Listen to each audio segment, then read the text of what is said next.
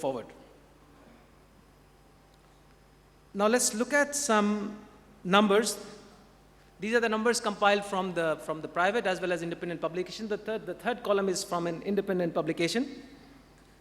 If you look at the numbers, it looks like we are in 2013-14, we are looking at about 3.15 million tons of imports.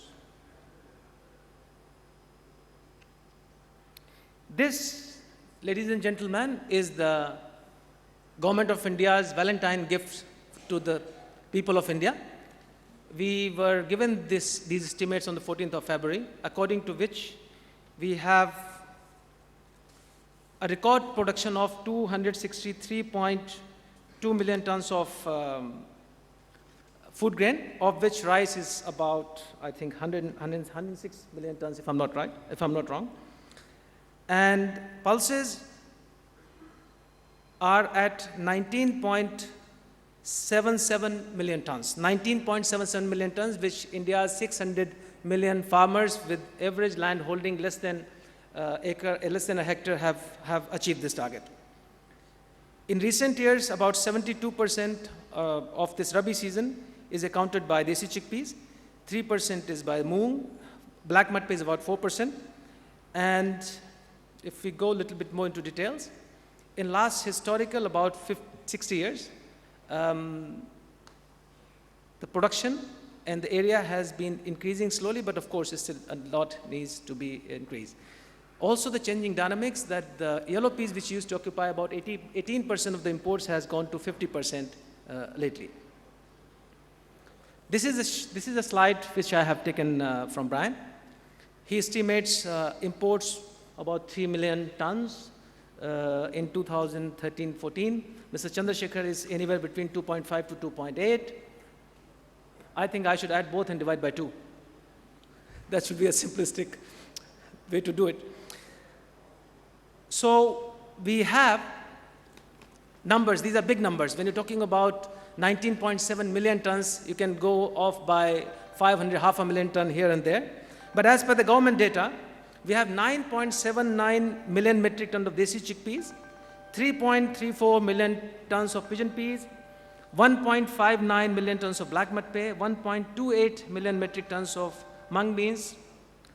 The data for lentils and yellow peas is not classified, it's not available, but trade estimates are, which there is a by and large consensus, whoever I spoke to, is about 750,000 tons for yellow peas and about 550,000 metric tons for the red lentils. This is an important slide. This is the data for 5 years. If you look at this slide, in 5 years, India has been able to grow the acres, the seeded area by 16%. Also, the yield has improved to 16% if we look at 19.77 million tons crop this year. Production has jumped from 14.7 in 5 years, about 35%.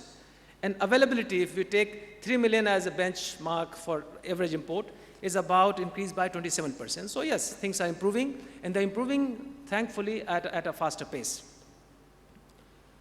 But before we go into the estimating other things, let's look at quickly. The Indian rupee has lost 52% in last 5 years. Against the exporting currencies, Australian dollar has lost only 30%, Canadian dollars has been the best performer, they lost only 18%. So my humble request to my friends in Canada and Australia and other exporting countries to be more gentler to our Indian brothers, because it's not only the power which they have to buy the pulses, but it's also a big burden on the Indian exchequer. Now, how much do we really need? If there are different estimates, if we go by World Health Organization prescribed 80 grams per day per person, then we need almost 38 million tons of total supply of pulses in India.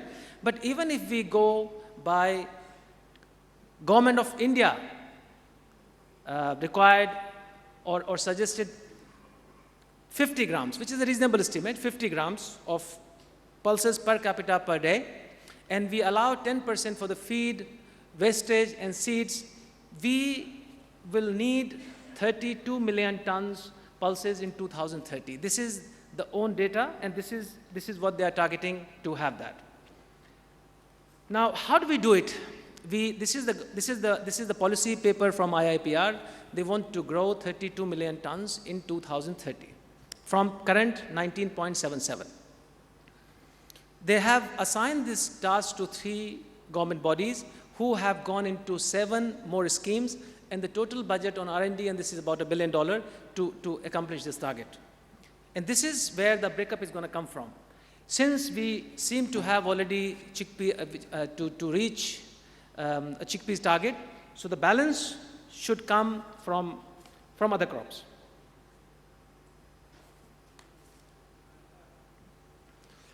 Now, so how will they do it? This is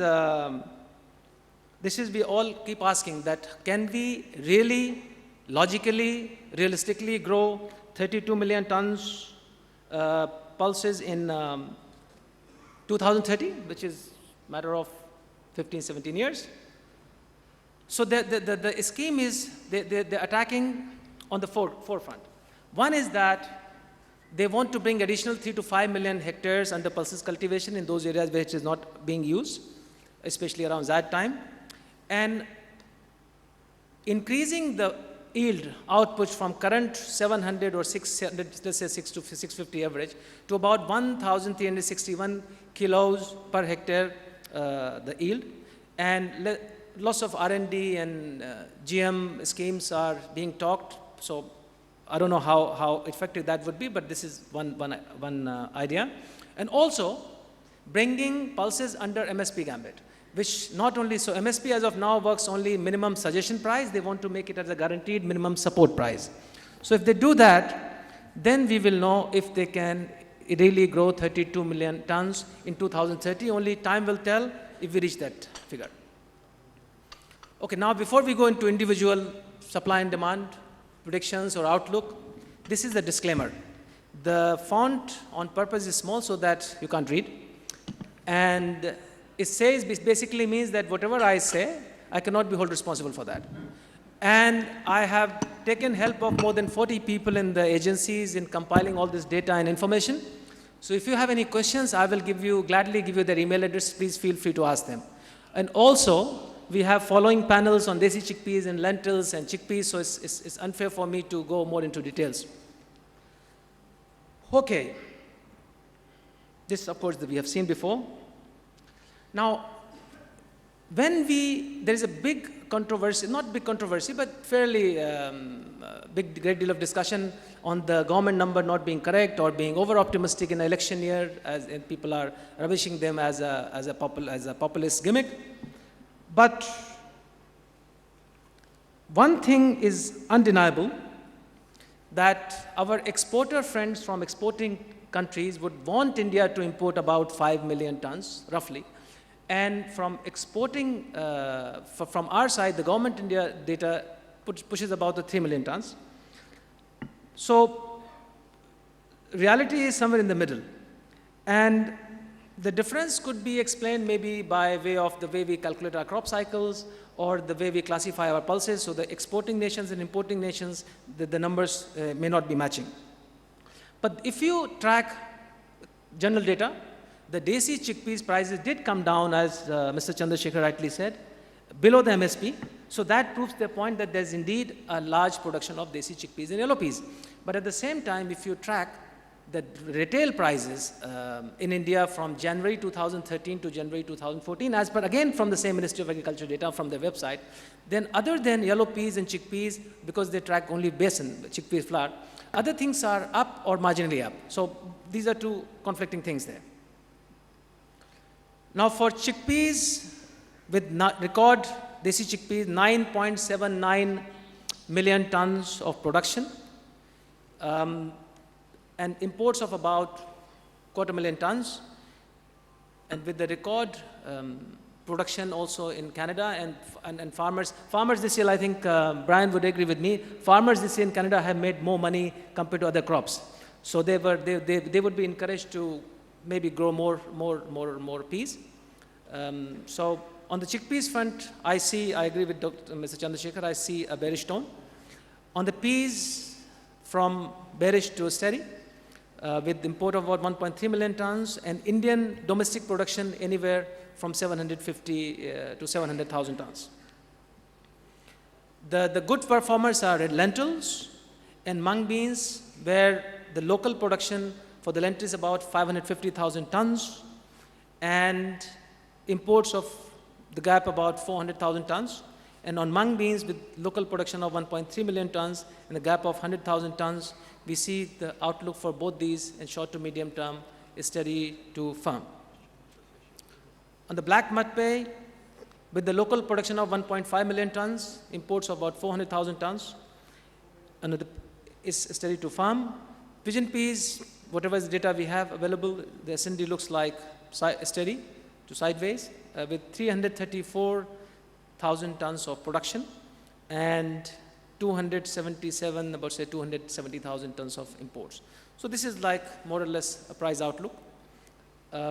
This indication is not any definitive word in terms of pricing, but this is what it looks like.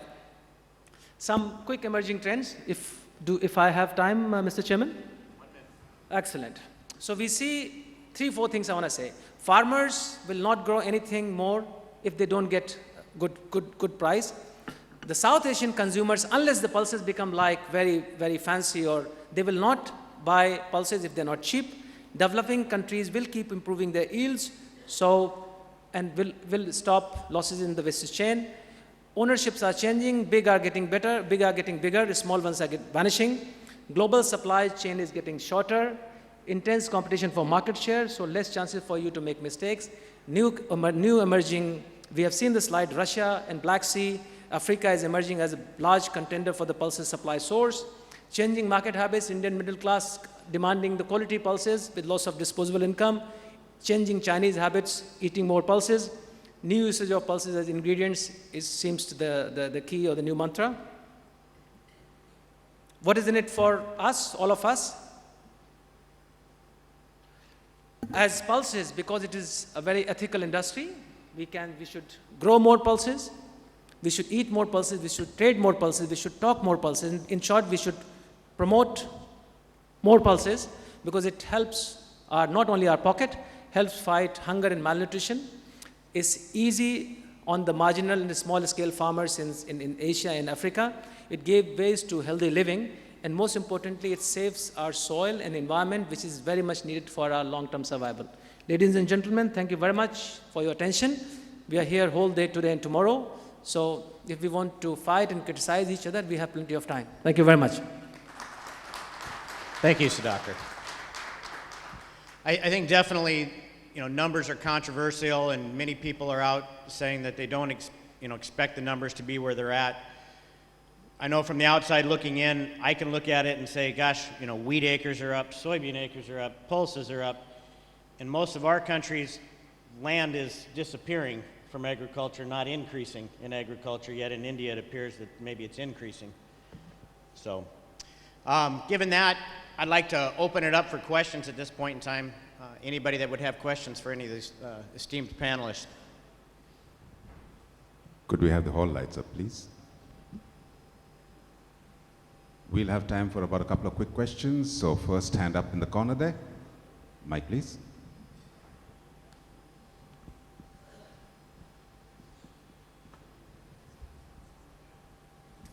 Rob Reilly from Pentag, Nigeria, in Australia. Just on the China story, I'd like if the panel could expand a little bit more on that, as it is an emerging and rapidly expanding market. Where do we feel that can go?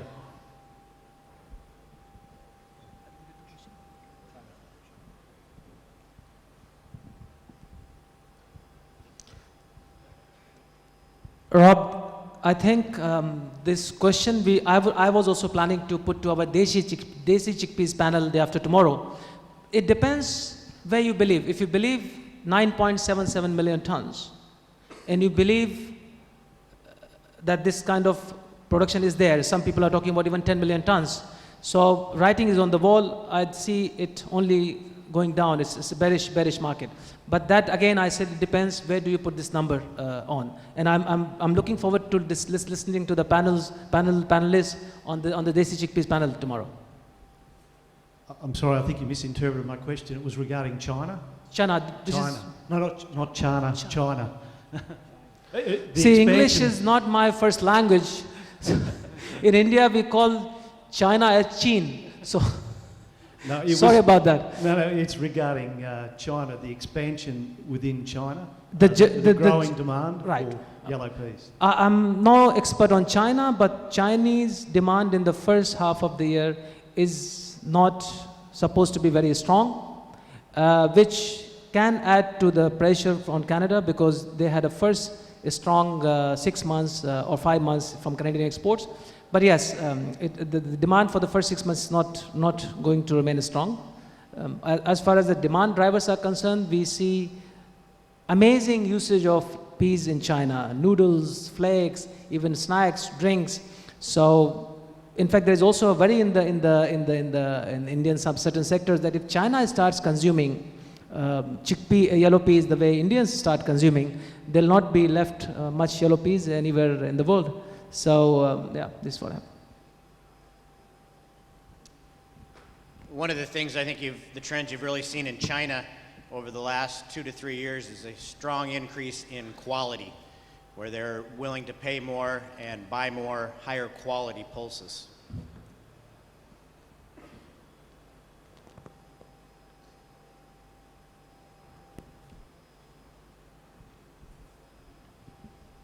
Mr. Chairman, to follow up on, I guess, your comments after Sudhakar finished, where is the land coming from, Sudhakar? We continue to see the data that's coming out of the, I guess, the Indian government, and it just seems to have been perfect. Increase of acres every week or 2 weeks of reporting and increased yield expectations.